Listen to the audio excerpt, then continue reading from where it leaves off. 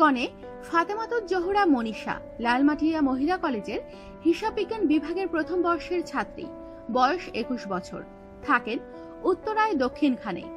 5 ভাই বোনের মধ্যে দ্বিতীয় মনীষা, আর বর SM খালেকুজ্জামান তারেক। 3 ভাই বোনের মধ্যে সবার বড় তারেক, বয়স 27 বছর। পারিবারিকভাবে অনুষ্ঠান করে বিয়ে হয় 2016 সালের মার্চে। সুন্দরভাবে সংসার চলছিল তাদের। মাত্র 1 বছর পার হলো বিয়ের। কি হলো এই 1 বছরের মধ্যে? কেন মনীষাকে প্রাণ দিতে হলো অকালে? কি দোষী বা ছিল মনীষার? SM খালেকুজ্জামান পেশায় ছিলেন ব্যাংকার। শাহজালাল ইসলামী ব্যাংক গুলশান শাখায় চাকরি করতেন তিনি। বিয়ের কয়েক মাস পর চাকরি ছেড়ে দেন খালেকুজ্জামান। চাকরি ছাড়ার পর মনীষাকে যৌতুকের জন্য মানসিকভাবে নির্যাতন করতে থাকে তিনি এবং তার পরিবারের লোকজন। যৌতুক হিসেবে খালেকুজ্জামান ও তার পরিবার দাবি করেন একটি গাড়ি এবং ঘর সাজানোর জন্য এসি সহ আরো বাহারি দামি জিনিস। এইসব জিনিসের জন্য মনীষার স্বামী মানসিক নির্যাতনের পাশাপাশি শারীরিক নির্যাতনও করতেন। মৃত্যুর আগে এমন অভিযোগ করে গিয়েছিলেন মনীষা তার পরিবারের কাছে। দক্ষিণখান থানাধীন দেওয়ানবাড়ির 382 নম্বর 3 তলা একটি ভবন। এই ভবনটি আশেপাশের সবার আক্তারুজ্জামানের বাড়ি নামেই চেনেন। ভবনের 3য় তলায় থাকতেন মনীষা, তার স্বামী তারেক ও তার দেবর, আর 2য় তলায় থাকতেন তার বাবা মা।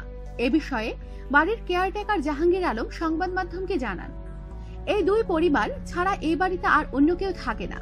কি হয়েছে সেদিন এমন প্রশ্ন করা হলে তাকে তিনি জানান, মনীষার দেবর বৃহস্পতিবার গভীর রাতে আমাকে এসে বললেন তার ভাবি ওড়না দিয়ে গলায় ফাঁস দিয়েছেন। এমন খবর শোনার পর আমি উপরে যাই, গিয়ে দেখি লাশটি নিচে নামানো। সংবাদ মাধ্যমকে মনীষার বাবা ও ভাই অভিযোগ করেন, রাত 2:20 মনীষার শ্বশুর বাড়ি থেকে ফোন দিয়ে জানানো হয় সে টয়লেটের ভেন্টিলেটরের সঙ্গে ওড়না দিয়ে ফাঁস দিয়েছে। পরে রাত 3টায় চিকিৎসার জন্য উত্তরা আধুনিক হাসপাতালে নিয়ে আসেন শ্বশুরবাড়ির লোকজন। পরে চিকিৎসকের নির্দেশক্রমে তাকে টঙ্গীর আহসানুল্লাহ সরকারি মেডিকেল হাসপাতালে নিয়ে যাওয়া হয়।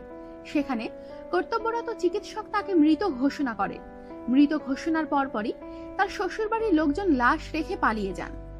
মনীষার বাবা কান্নাজড়িত কণ্ঠে বলেন, আমার মেয়েকে হত্যা করা হয়েছে যৌতুকের জন্য। কোনোভাবেই আমার মেয়ে আত্মহত্যা করতে পারে না। একটি প্রাইভেট গাড়ি যৌতুক দাবি করে আসছিল মনীষার স্বামী তারেক ও তার পরিবারের লোকজন।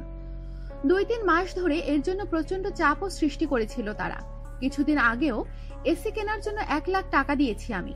কোনোভাবেই আমার মেয়ে আত্মহত্যা করতে পারে না, তাকে মেরে ফেলা হয়েছে। এই ঘটনায় শুক্রবার দক্ষিণখান থানায় একটি হত্যা মামলা করা হয়েছে, মামলা নং 12, আর এই মামলার তদন্তকারী কর্মকর্তা হলেন কবির হোসেন। এদিকে উত্তরা জোনের সহকারী পুলিশ কমিশনার মিজানুর রহমান জানান, আমরা এই ঘটনায় থানায় মামলা নিয়েছি, তবে এটি হত্যা না আত্মহত্যা এখন পর্যন্ত বলা যাচ্ছে না। ময়না তদন্তের রিপোর্ট আসলে আইনি ব্যবস্থা নেব। এই ঘটনার পর থেকে যাদেরকে আসামি করা হয়েছে তারা পলাতক রয়েছেন। তবে ঘটনা যাই হোক, যদি এটা হত্যা হয়ে থাকে তাহলে আসামিদের বিরুদ্ধে ব্যবস্থা নেওয়া হবে। তবে প্রাথমিকভাবে সুরতহাল রিপোর্টে নিহত মনীষার লাশের থুতনি, গলায় ও থুতনির 2 পাশে আঘাতের চিহ্ন রয়েছে, যার মধ্যে গলার 2 পাশের চিহ্নটি হাতের আঙুলের ছাপ পাওয়া গেছে। তা থেকেই ধারণা করছে চিকিৎসকরা তাকে গলা টিপে হত্যা করা হয়েছে। আমাদের সাথেই থাকুন, সাবস্ক্রাইব করুন।